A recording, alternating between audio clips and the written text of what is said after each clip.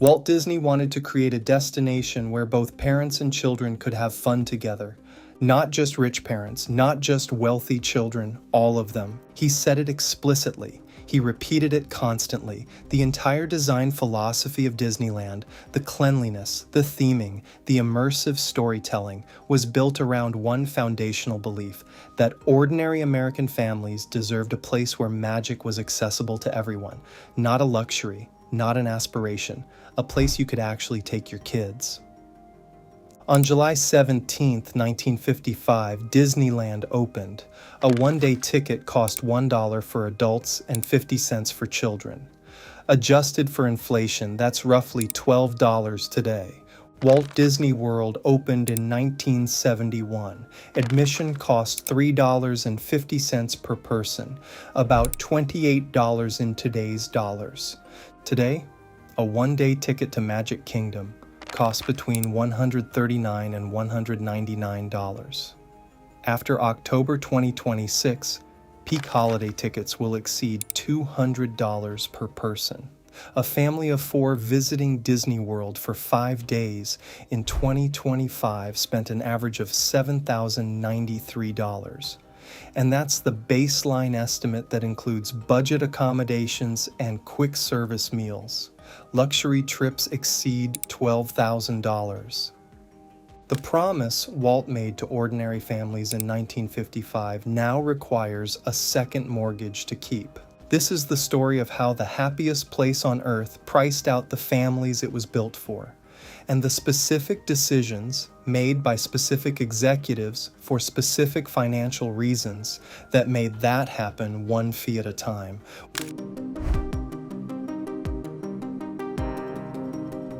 Walt Disney didn't just build a theme park, he invented a category. Before Disneyland, amusement parks were carnival midways, chaotic, dirty, and designed to extract money through individual ride tickets. Walt's vision was completely different. He envisioned a cleaner, theme-based park where families could become part of the magical world his films depicted on the big screen. The execution was meticulous. Every detail of Disneyland was engineered to create immersion. The forced perspective on Sleeping Beauty Castle that made it look taller than it was, the underground utility corridors so employees could move between areas without breaking character, the music carefully piped through every land to create a continuous emotional environment.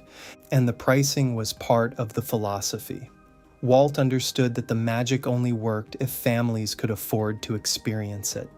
The average cost of a single-day ticket to Walt Disney World climbed 5% year over year between 2014 and 2024, outpacing typical inflation rates. But for the first few decades, Disney kept ticket prices within reach of the middle-class family the parks were designed to serve. By 1985, a Disneyland ticket cost $16.50. By 1995, $31. By 2005, $56. These increases tracked roughly with inflation. The park was growing, adding attractions, requiring more investment. The prices reflected genuine added value. Then something changed.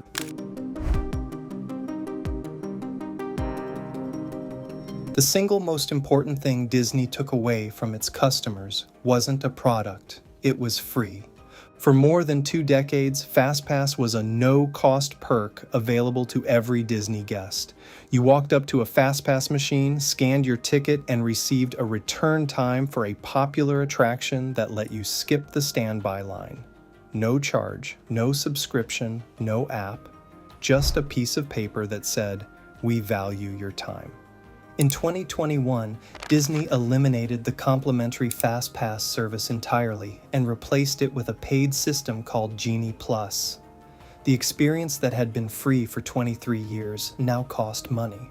The starting price for Lightning Lane MultiPass, the current version of the service, is $15 per day per ticket, with surge pricing on busy days pushing it to $45 per person. For a family of 4 visiting on a peak day, that's $180 just to access the service that used to come free with admission. But that's not the whole story. Lightning Lane Multipass doesn't cover the most popular attractions. For those, the rides with the longest lines, the experiences most families specifically come to Disney to have, you need Lightning Lane Single Pass, purchased separately, priced per attraction per person.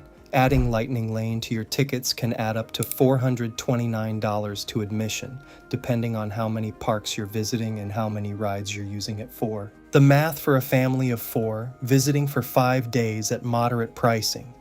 Park tickets approximately $1,700. Lightning Lane Multipass approximately $300. Lightning Lane Single Pass for must-do attractions approximately $200. Hotel at a value resort $1,200. Food $1,000. Total before flights over $4,400. And that's before the $32 per person Mears Connect shuttle from the airport, because Disney also eliminated its free Magic Express airport transportation in 2022. In place of the free Magic Express, visitors now have to pay for transportation, rideshare, rental car, or contractors like Mears Connect at $32 per person, or mini van service which can cost $400 round trip. The free airport shuttle, the free FastPass, the free parking that used to come with resort stays. One by one, the things that made Disney a complete, all-inclusive magical experience were converted into revenue line items.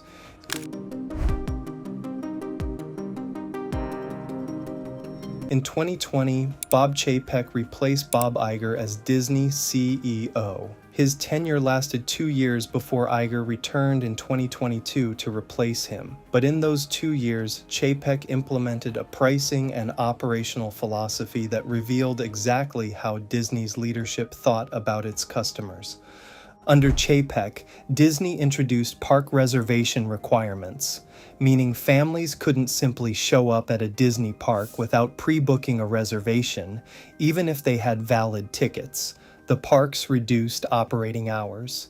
Character meet and greets, parades, and fireworks shows were eliminated during COVID and brought back slowly, with some never returning to their pre-pandemic frequency. Perks that had been part of the Disney Resort Hotel value proposition, free parking, free airport transportation, free FastPass, were eliminated. All of this happened while Disney raised prices. The implicit message to families was clear: you will pay more, receive less, and plan further in advance. Disney's pricing power, the emotional leverage it has over parents who promise their children a magical vacation, meant that families largely absorbed these changes rather than abandon the trip entirely. Disney's margins are massive and have grown tremendously since 2019, even as wages and other costs have risen. The parks were not struggling. They were record profitable. The reductions weren't cost-cutting survival measures. They were margin expansion decisions made by executives who understood that Disney's brand was so emotionally powerful that customers would accept almost any price increase rather than tell their children the trip was canceled. That is the specific knowledge that makes the Disney pricing strategy different from ordinary corporate greed. It's not just that they raised prices, it's that they raised prices specifically because they knew the love parents have for their children's happiness gave them unlimited pricing power. They monetized parental love, and they were right that it worked.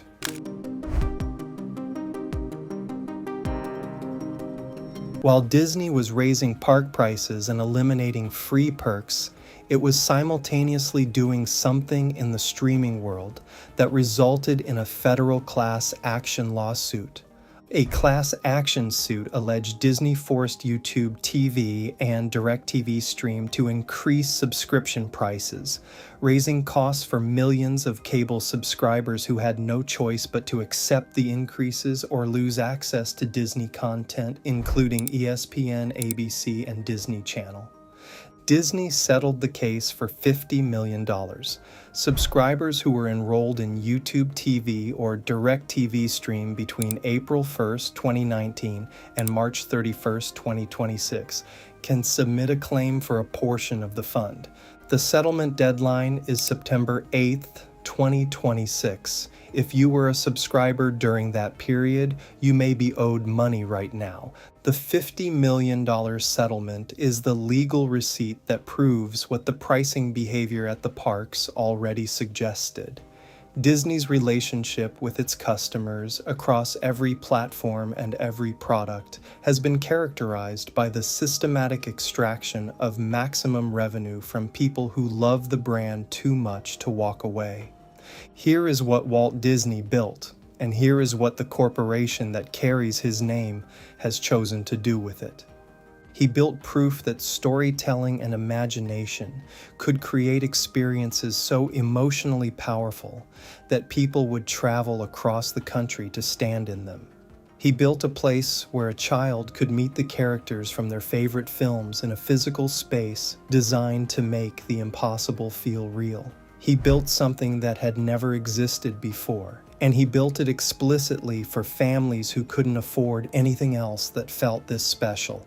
The executives who inherited that creation understood its emotional power better than Walt ever could, because they had financial data that Walt never had. They knew exactly how much parents would pay before they canceled a trip.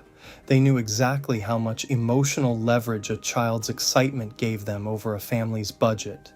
They knew that the Disney brand was so deeply embedded in American childhood that they could raise prices by 5% per year, eliminate free perks one by one, convert complimentary services into paid add-ons, and settle a $50 million class action lawsuit, and families would still come. A baseline Disney World vacation for a family of 4 costs $7,093 in 2025, and that's with budget accommodations and quick service food. That number will be higher in 2026 as ticket prices at Magic Kingdom exceed $200 per person during peak periods. Walt Disney built a place for everyone.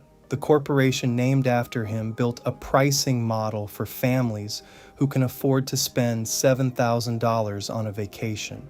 The castle is still there. The music is still playing. The characters still wave at children who have never been more excited in their lives.